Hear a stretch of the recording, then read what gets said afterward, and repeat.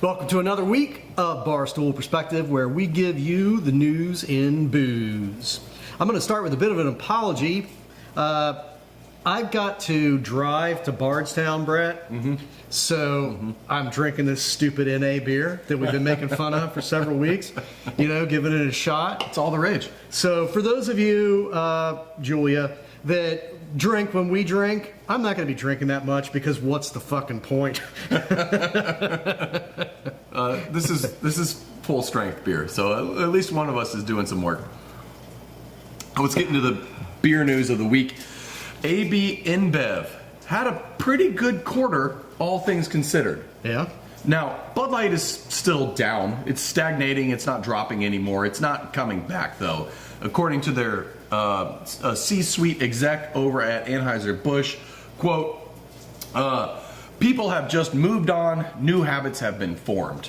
They're not coming back to Bud Light. No. We've been saying that for a while. We have been. I got a couple of thoughts on Bud Light. I mean, aside from the obvious, it sucks. First of all, we kind of mentioned this last week, and I had an in-the-moment epiphany. I really think if I was pushing Bud Light, I would market the hell out of it in China. And I would cut U.S. marketing, let it be what it is, like Busch Light does fine. Or I would just cut the brand because they've done that before. I mean, Michelob Light was a huge selling Anheuser-Busch beer. It doesn't exist anymore, or I don't think it. I haven't seen it in a million years at least. I'm sure that they keep track of total spend, total revenue on a brand basis for something like Bud Light, and they'll know at what point that inflection hits and it's time to cut ties. But there is still opportunity for it. That's an interesting thought about sending it overseas. You can position it as like this premium American light beer. Right. Like step up from your snow that you're drinking in China or whatever you're drinking in South America and move on to Bud Light. That's not because a you bad can brand idea. it however the hell you want to in China, And yeah, I mean, we do that here, right? Like we drink these disgusting Mexican beers that we treat as fancy because they're foreign, I like Pacifico, and I'll drink some Modello. It's not bad. But I get what you're saying. To me, Corona is vile. Corona is vile, and Stella is a really good example of that. Stella is a beer in the UK that they often refer to as a wife-beater beer, but here in the US, for some reason, we elevate this trash beer to think it's something better than it is because it's in a green bottle, and it's a word that people have trouble pronouncing. Yeah, has kind of a fancy little label. Yeah, the little star fancy. and bull crap. Yeah. Yes. Yeah, it's not, though. You don't think Bud Light's even worth saving at this point. You're just saying, let it do its thing. At some point, we'll cut it. Let's focus on Michelob Ultra, which is really the workhorse now for Anheuser-Busch anyway. Correct. Which makes sense to me. They positioned it as this lifestyle brand. It ties into sports. It's funny that they also came out on one hand saying people aren't forming new habits around Bud Light, but they also announced recently that they're going to increase spending significantly on Bud Light marketing ahead of the NFL season. Yeah, that's just stupid. Why wouldn't you just tie in Mich Ultra? And how many times can you make the same stupid decision? I mean, they've been trying to do this with Bud Light is football as hell. This is like year 3 or 4 for that.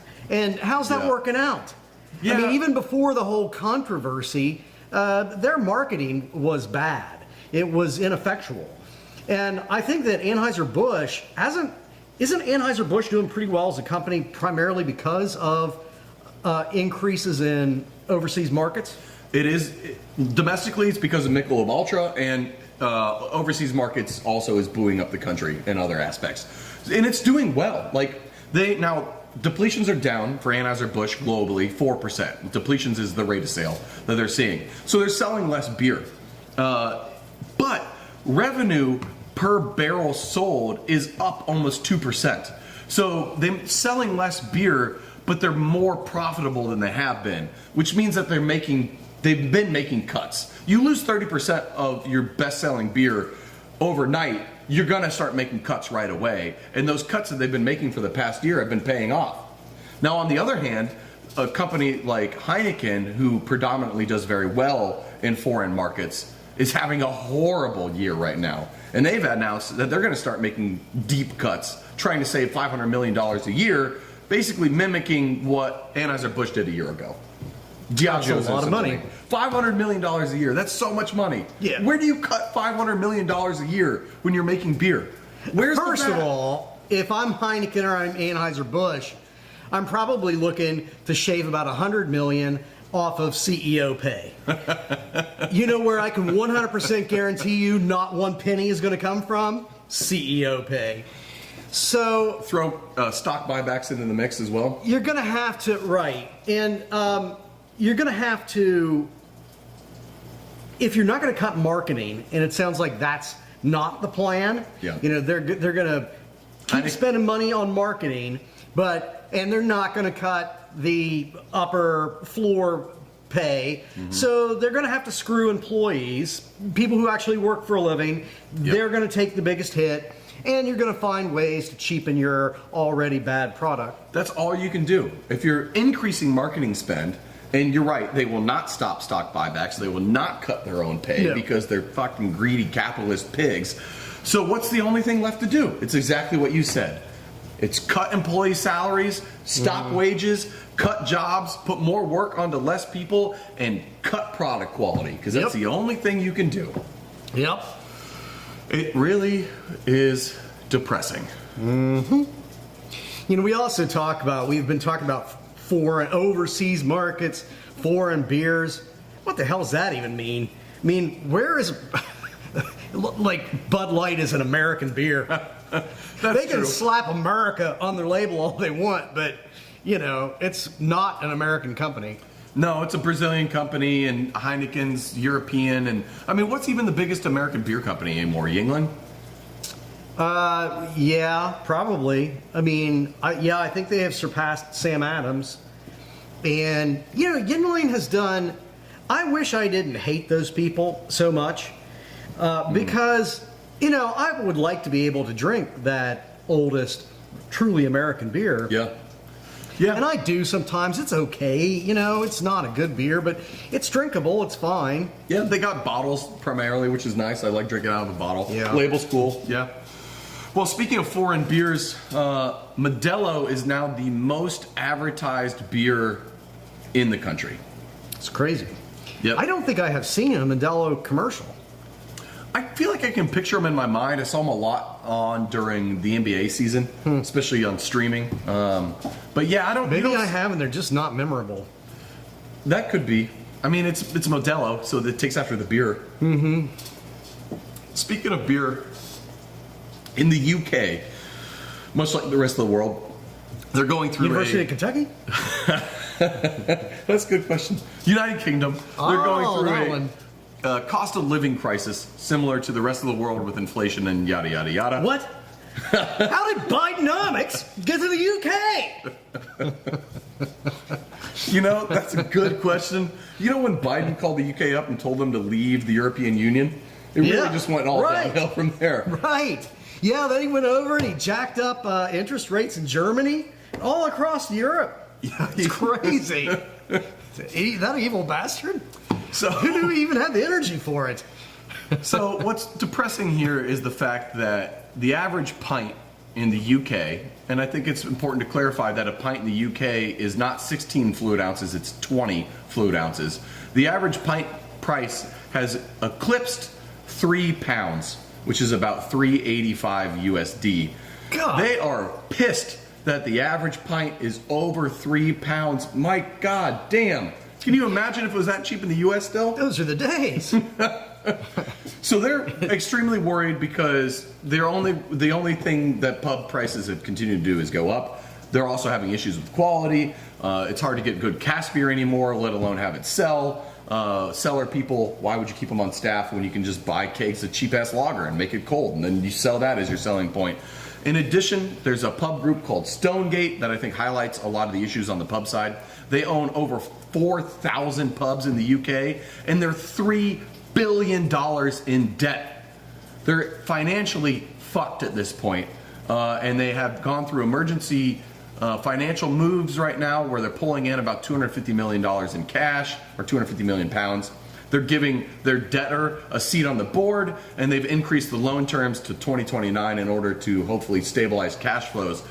But Mike, the whole point here is that how the hell, just like Anheuser-Busch, do you get out of that much debt service without just slashing every single positive thing in your business model? You don't. That's what you do. Although I'm still stuck on the size of the hinges you would need for a stone gate.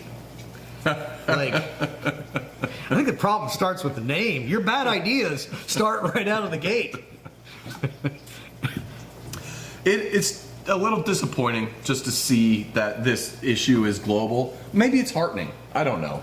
I feel better that we have brothers in arms in this inflationary crisis that we're all experiencing, but... Yeah, I mean, I don't know about that. It's... yeah, you know, the world is turbulent, and inflation is worse in Europe than it is here, significantly worse in Europe than it is here. And, I don't know that we should be feel good about it, because... It means that the world is turbulent. You know, the people have it bad all over the place, and that usually doesn't result in good outcomes. No, when there's global unrest and unease, yes, usually bad things follow. Usually a world war follows. So the average living wage in the UK is £11 an hour. Living wage, not minimum wage. That would be about 14 USD. So really, the $3 pound pint makes more sense when you consider that. So they're living, but they're able to live on less. Yes. And why though? Why can they live on less? And the main thing I can think of that really pisses me off about our country, and to me is it going to be an easy win, and we're divulging a little bit from alcohol here, but free fucking healthcare. Yes, absolutely. And easy public transportation that's also very cheap. Now, I say free public health care, it's obviously part of the taxes, but you still pay less on an individual basis having healthcare be funded by your taxes rather than doing what we do in the U.S. Yeah. So, like, goddamn, if we could do that here in the U.S. and then beer prices can get back down to $5 a pint, sign me the hell up. That's the point. They also do, I think there are a variety of reasons why it's cheaper to live over there. And this is certainly, not in the top three, but when you look at things like cell phones, in the European Union, they actually enforce antitrust laws in ways that we ceased doing here in the United States quite a while back. So as a result of that, like, you get the equivalent cell phones and coverage for like a third of what we pay for cell phones.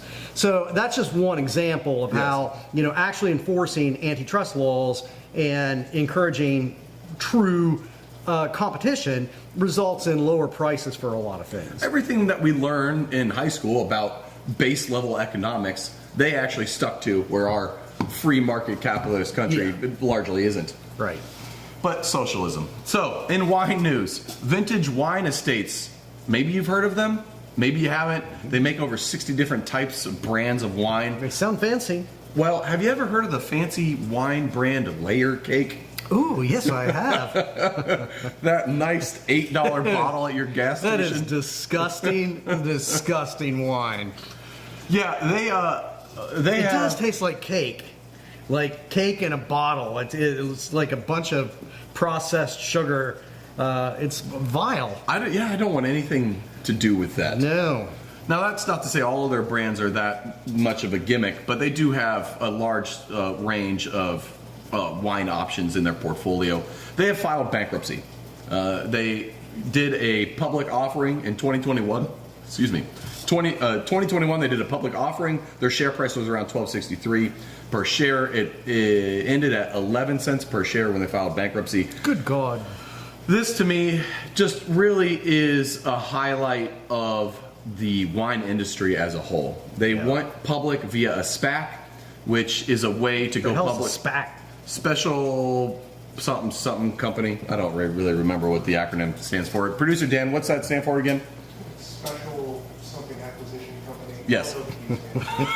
So we don't know the exact acronym, but basically it's a way where you can get around doing financial due diligence in order to get become a public company. Oh, that sounds like a good idea. Yeah, you're going through a merger rather than listing your company as a whole. So they did that, and they've been taking on debt and basically chasing the debt that they have, trying to grow revenue faster by taking on more debt and continuing to grow. They basically kept chasing the dragon, growing and growing and growing via debt, and it just didn't work for them.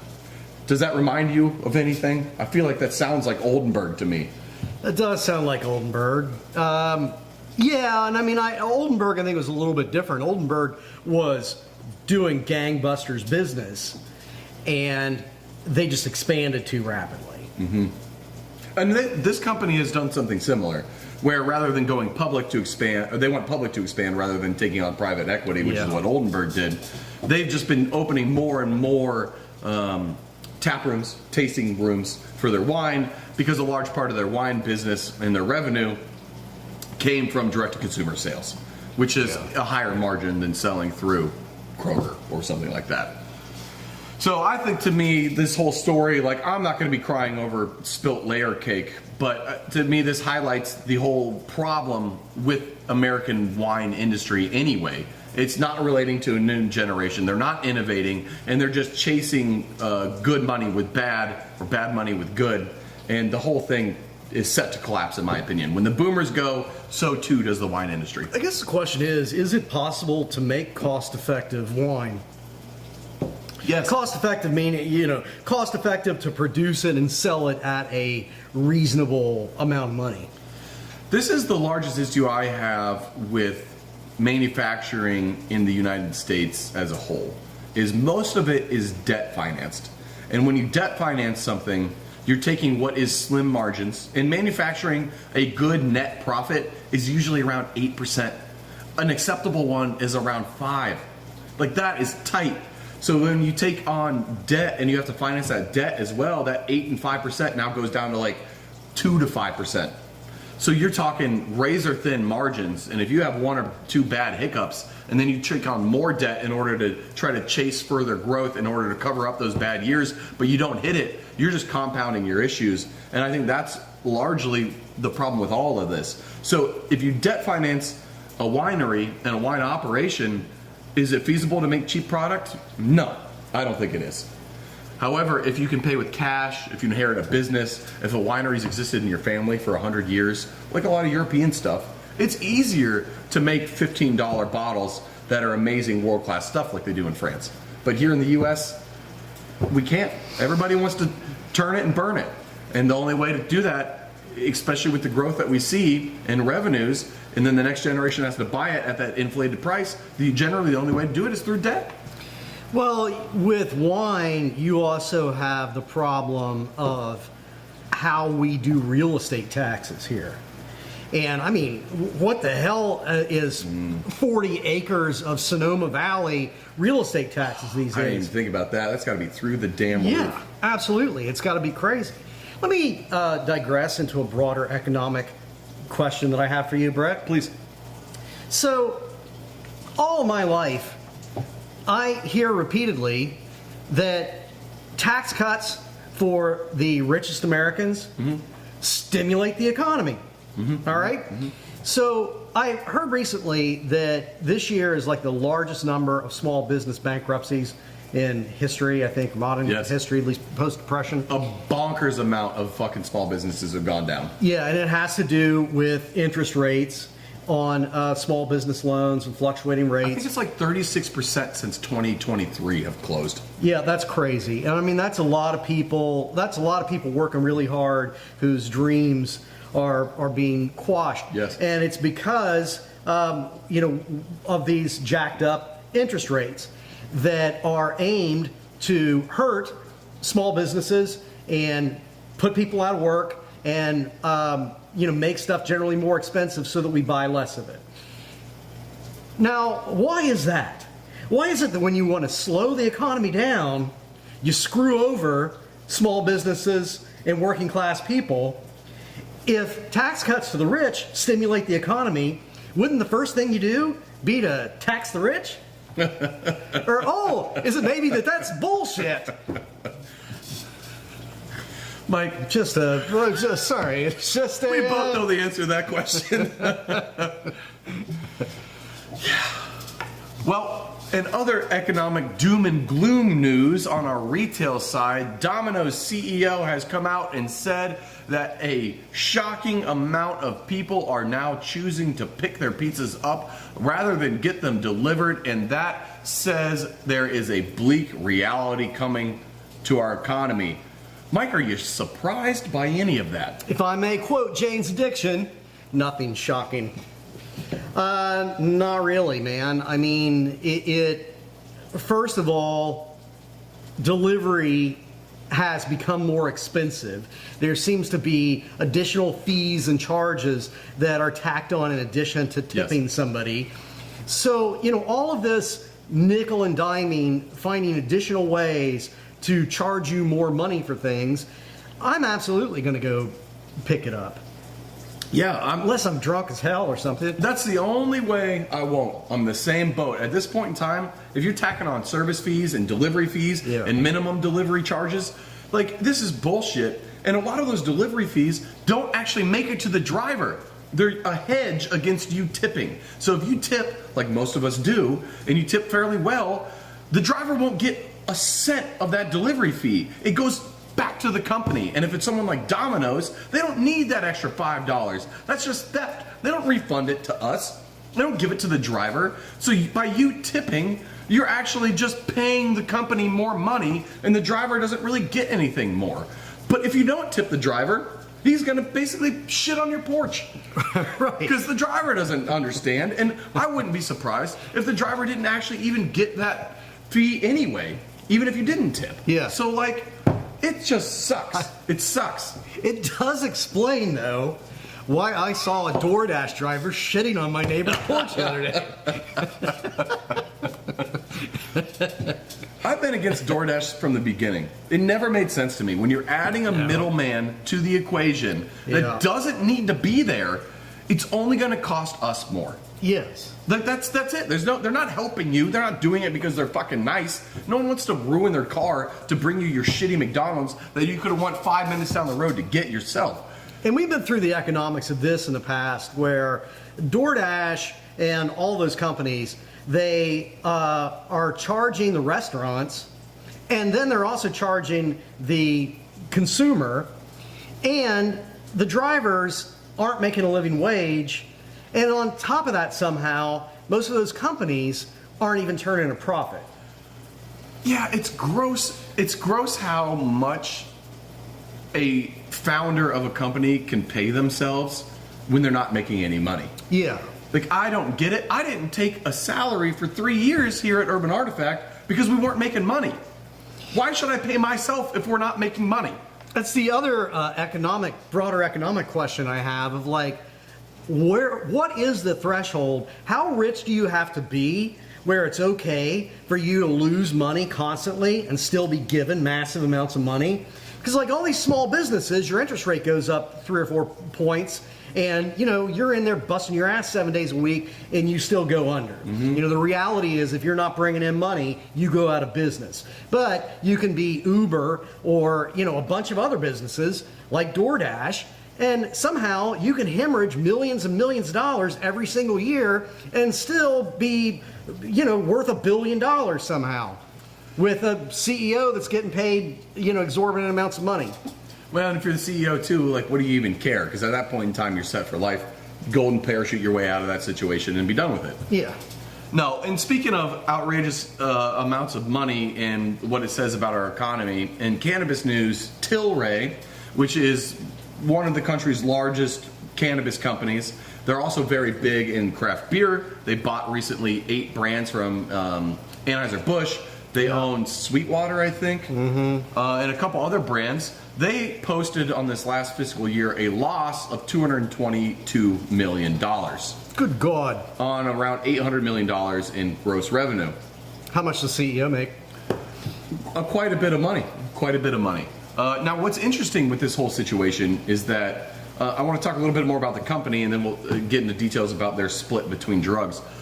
They have $4.2 billion in assets. They have $250 million just sitting in cash in the bank. and they only have $750 million in liabilities. So when you see something like $222 million loss, when they have that much cash with $800 million in revenue, to me that just screams paper loss. I Yeah. don't think they're actually losing money. They're just banking losses while they can. $4.2 billion in assets means you got a lot to depreciate. So I don't think any of those losses are real. Yeah. And what's really interesting here is that even though craft beer is down about 5% on the year, that's closer to 4% on the year, 5% this past month, and beer as a whole is down around 4% on the year, Tilray saw 137% growth in their craft beer business in terms of revenue. Only 12% on the cannabis side. Wow. So this company that's riding the line between alcohol and cannabis and trying to take, hedge bets on both sides is actually seeing growth on the side that you wouldn't expect them to see growth on. Where as an industry you're seeing decline. Why are they doing so much better than the industry in craft? I don't know. I don't know. The article that I was reading about them, it was really focused more on the numbers and the business and less on strategy. But to me, it doesn't really make any sense. Maybe there was consolidation. Maybe that's why they bought Sweetwater. And you buy all these other iconic brands off of Anheuser-Busch, you get rid of all those factories, you move it all to Sweetwater, and you just see a huge cost savings. And maybe that's driving part of the growth. I can't remember the don't last know. time I saw a Sweetwater tap handle. So, Yeah, me either. and they used to be all over the place. So, yeah, I don't get it, but No, and it's really weird. It's just weird that they're living the cultural zeitgeist right now. We're feeling this change of alcohol to cannabis and the shift in our country's drug habits. And they're just kind of living that and showing us that maybe both is the way. I don't know. well, I mean, that's what I called college. But but I continue to be skeptical about the long-term prognosis for a lot of these weed products. Not because people aren't going to buy them, but because they're not going to. They get you buzzed up with a lot less. Yes. So people, one of the things that's making marijuana more popular than alcohol is that you can get stoned out of your mind for a really nominal amount of money. $5 to $8 will get you high as hell. Yeah. Yeah, so... $5 to $8 gets you one beer at a bar. Right. And, yeah, what's one beer going to do for you? So, long term, it just seems to be harder to me to make money in cannabis. I mean, the world's full of, people have made a lot of money dealing weed, but different model. Yeah, I have to wonder if there's just going to end up being a government-driven segmentation where the truly affordable and cheaper stuff is just so much less potent that you end up having to drink a six-pack equivalent to really get a hard buzz going, much like you would with alcohol. Yeah, that could be. But that's not to say that's going to happen, and there's always going to be the stronger stuff. You can still go down to a liquor store and get blasted, but maybe some of it too is going to be just a changing of how people are expected to consume. A lot of times with cannabis, you just get ripped out of your mind right off the gate and you don't really consume again for 3 to 4 hours. What if instead of doing it all up front, you just kind of spread it out over those 3 to 4 hours instead? Right. But it will be interesting to see how this plays out. I think you're right largely, though. A lot of this bullshit, gimmicky cannabis products are going to go away eventually. Yeah. Well, that's the news for the week. Have a great weekend. We love you, people. Cheers.